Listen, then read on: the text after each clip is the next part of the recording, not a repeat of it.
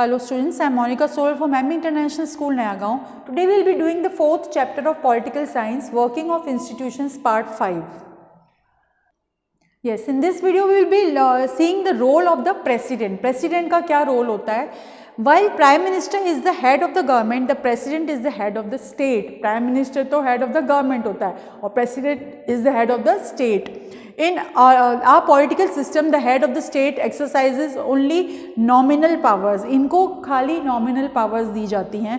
The President of India is like the Queen of Britain, whose functions are to a large extent ceremonial. The President supervises the overall functioning of all the political institutions in the country so that they operate in harmony to achieve the objectives of the state. President का role कैसा होता है? जैसे कि Queen of Britain का जो role है ना, खाली वो ceremonial functions और जो भी political party सारे executives कैसे work कर रहे हैं वो देखने का उनका work होता है.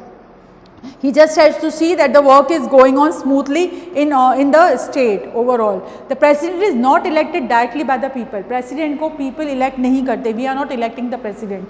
The elected members of parliament, that is MPs, जो member of parliament है, and the elected members of the legislative assembly, that is MLAs, elect her. ये जो हैं वो उनको president को elect करते हैं.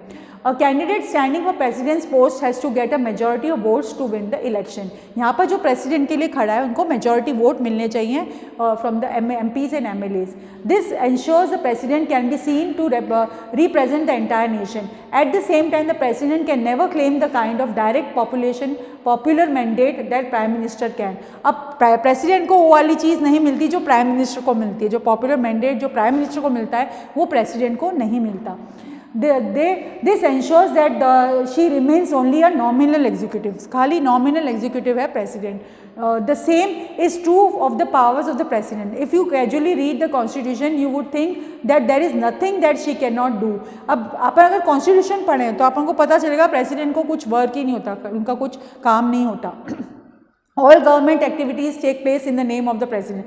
पर सारी government activities को जब करते हैं तो president का नाम पहले आता है कि president ने बोला है, but वो actually directly वो करते नहीं हैं. All laws and major policies of decisions of the government are issued in her name. All major appointments are made in the name of the president. These include the appointment of, now देखो सारी चीज़ें appointments होता है ministry में, हर चीज़ अपन नाम किसका लेते हैं कि president ने appoint करा है, पर directly उनका involvement नहीं दिखता. The chief justice of India उनको president appoint करते हैं, जैसे supreme court के जो judges हैं, high court के जो judges हैं states के, everyone these are elected by the president. The governor of the state, the election commissioner, ambassadors to other countries, etc. All international treaties and agreements are made in the name of the president. The president is the supreme commander of the defense forces of India. President supreme commander है defense forces का. You might have seen on the 26th January when the defense they show the parade, वो हमेशा salute करके they move ahead to the president because he is the defense force commander. But we should remember that president exercises all these powers only on the advice of the council of ministers. पर उनकी जो भी powers उनके पास होते हैं वो सारे वो council of ministers की advice पे ही सारी चीज़ें वो करते हैं, execute करते हैं. The president can ask the council of ministers to reconsider its advice, but if the same advice is given again, she is bound to act according to it. Similarly, a bill passed by the parliament becomes a law only after the president gives assent to it. अब कोई भी bill pass हो रहा है तो वो president की consent के बिना पार्लियामेंट में पास नहीं होता. President has to give consent. वो बोलेंगे yes, then only the bill will be passed. She can delay this for some time. वो डिले कर सकते हैं क्योंकि वो डिस्कस कर सकते हैं पार्लियामेंट में. Parliament passes the bill again, she has to sign it. और अगर वो जैसे कोई भी पार्लियामेंट में कोई भी इसके लिए आवाज़ उठाएगा कि no this bill is wrong, we don't want to give votes for it, तो प्रेसिडेंट को एक वापस रीथिंक करना पड़ेगा. And when he feels that it is right, then only he will sign the bill and finalise it. So you may wonder what does the president really do. तो अब एक question आ गया कि प्रेसिडेंट फिर करते क्या है. उनका नाम प्रेसिडेंट है, कंट्री के प्रेसिडेंट है, but what he does, can she do anything on her own at all. वो क्या अपने आप कुछ कर भी सकते हैं. There is one very important thing she should do on her own, appoint the prime ministers. बस सबसे इंपॉर्टेंट चीज़ जो प्रेसिडेंट करते हैं वो प्राइम मिनिस्टर का अपॉइंटमेंट है. वो ही एक काम बहुत इंपॉर्टेंट है जो प्रेसिडेंट करते हैं. When a party or coalition of parties secures a clear majority in the elections, the president has to appoint the leader of the majority party on the coalition that enjoys a majority support in the Lok Sabha. President को क्या होता है, जब भी कोई जैसे coalition party है तो majority जो party है उसके leader को वो उनको लोक सभा में जो है उनको वो अपॉइंट करते हैं president, वो एक उनका वर्क होता है. So president works this way. The presidential system, a presidential system क्या होता है, that presidents in all over the world are not allowed nominal executives like President of India. In many countries of the world, the president is both head of the state and the head of the government. President of the United States of America is the most well known example of kind of president. The US president is directly elected by the people. यहाँ पर देखो अलग है, India से अलग है. US में president को is directly elected by the people. यहाँ अपन के ऐसा नहीं है, वहाँ पर है ही personally chooses appoints the ministers, वो मिनिस्टर्स को अपॉइंट करते हैं यहाँ पर, और अपने इंडिया में प्राइम मिनिस्टर करते हैं.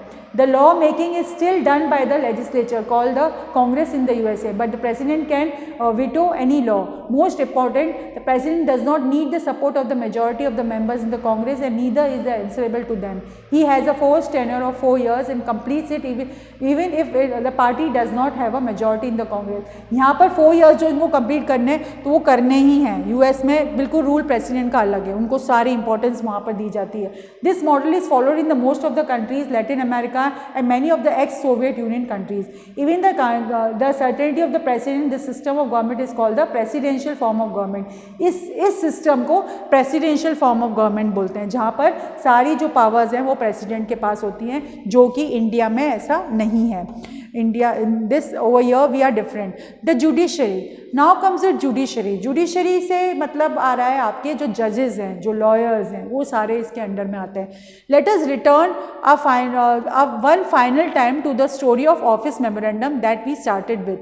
This time let us not recall the story but imagine how different the story could have been. Remember, the story came to satisfactory and because the Supreme Court gave a verdict that was accepted by everyone. Imagine what would have happened in the following situations. अब देखो, जो ये office memorandum था, अगर supreme court उसको मोहर नहीं लगा देता, पास नहीं कर देता, तो वो पास नहीं होता. तो सुप्रीम कोर्ट का एक इंपॉर्टेंट रोल आपको वहां पर पता चल रहा था. Now here we will, if there was nothing like a Supreme Court in the country, अगर सुप्रीम कोर्ट अपनी कंट्री में नहीं होता तो क्या होता. Even if there was a supreme court, if it had no power to जजेस actions of the government, और अगर होता और उसके पास कोई पावर नहीं होती एक्शन ऑफ गवर्नमेंट की, मतलब कुछ उसको एक्शन लेने की पावर नहीं होती, तो क्या होता. Even if it had the power, if no one trusted the supreme court to give a fair verdict, और फिर अगर पावर होती और सुप्रीम कोर्ट पे कोई ट्रस्ट नहीं करता कि ये फाइनल वर्डिक्ट है, फिर तब क्या था. Even if it gave a fair judgment, if those who appealed against the government order did not accept the judgment, और उन्होंने अगर फेयर जजमेंट दिया फिर भी अपन ने एक्सेप्ट नहीं करा, तो फिर क्या है, कोई अपन उसको कुछ बोल ही नहीं सकते, तुम्हारे फाइनल हम नहीं मानते. No wanted supreme court justice, see no experience necessary please. Top tier court seeks likable like known entity. Some typing required. Must be able to say things like the president is the most brilliant person I have never met. With a straight face. All outsiders need not apply. See, this is the ये क्या दिया है, ये एक ad दिया है वो पुराने उसमें, wanted supreme court justice. तो सुप्रीम कोर्ट जस्टिस के लिए, जज के लिए like कैसा होना चाहिए. Now here we will see the power.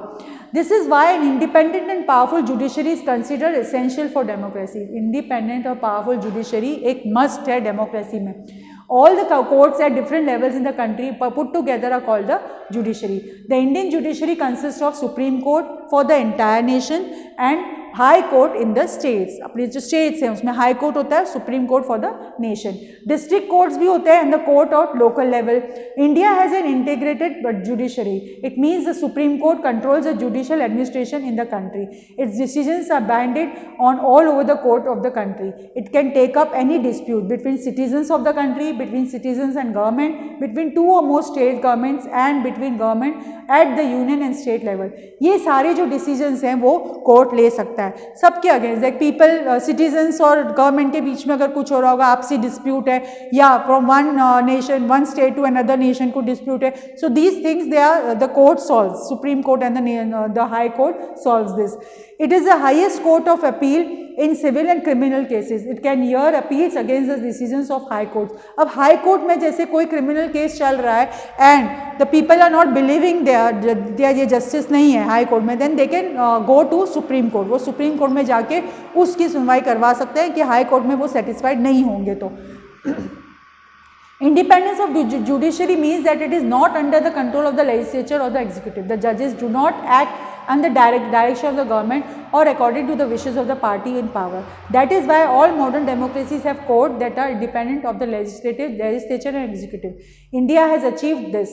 The judges of the Supreme Court and the High Court are appointed by the President on the advice of Prime Minister. जो judges जो Supreme Court के और High Court के होते हैं वो President appoint करता है, but again when the Prime Minister tells him that ये suitable है judge के लिए, then only he appoints the judge all over there in the High Court or Supreme Court, both over there. Consultation with the chief justice of the supreme court. Supreme court के जो chief justice है उससे उसको consult करके then only the prime minister appoints the जज of the supreme court. In practice in it now means that the senior जजेस of the supreme court select the new judges of the Supreme Court and the High Courts. There is very little scope for interference by the political executive. The senior most judge or the Supreme Court is usually appointed by the Chief Justice. जो senior most judge होता है Supreme Court का वो Chief Justice उसको appoint करता है. Once a person is appointed as judge of Supreme Court or the High Court, it is nearly impossible to remove him or her from the position. अगर एक बार वो जज appoint हो गया सुप्रीम कोर्ट या हाई कोर्ट में तो उसको निकालना बहुत ही मुश्किल काम है. आप उसको नहीं निकाल सकते, वो रिटायरमेंट के बाद ही निकलते हैं. It is as difficult as removing the president of India. वो इतना ही डिफिकल्ट है जैसे अपन प्रेसिडेंट को हटा दो, वो चीज़ अपन इनके साथ नहीं हो सकती. जज can be removed only up and impeachment motion pass separately by 2/3 members of the 2 houses. अगर 2/3 मेंबर इम्पीचमेंट मतलब ये हम लोगों को जज सही नहीं लग रहा, ये जो वोटिंग करके पास हो जाए तब वो जज को अपन हटा सकते हैं. It has never happened in the history of Indian democracy. लेकिन ये आज तक की हिस्ट्री है कि ऐसा कुछ नहीं हुआ कि जज को हटाना पड़ा हो अपनी चेयर पे से. The judiciary in India is also one of the most powerful in the world. अपने यहाँ की जो जुडिशरी है ना वो सबसे पावरफुल है पूरे वर्ल्ड में. The supreme court and the high court have the power to interpret the constitution of the country. They can declare invalid any law of the legislature. कोई भी लेजिस्लेचर की लॉ है वो इनवैलिड कर सकते हैं, वो बोल सकते हैं कि दिस इज इनवैलिड. उनको फुल राइट होता है सुप्रीम जजेस को, सुप्रीम कोर्ट के. दस they can determine the constitutional validity of any legislation of the action and executive in the country that is challenged before them.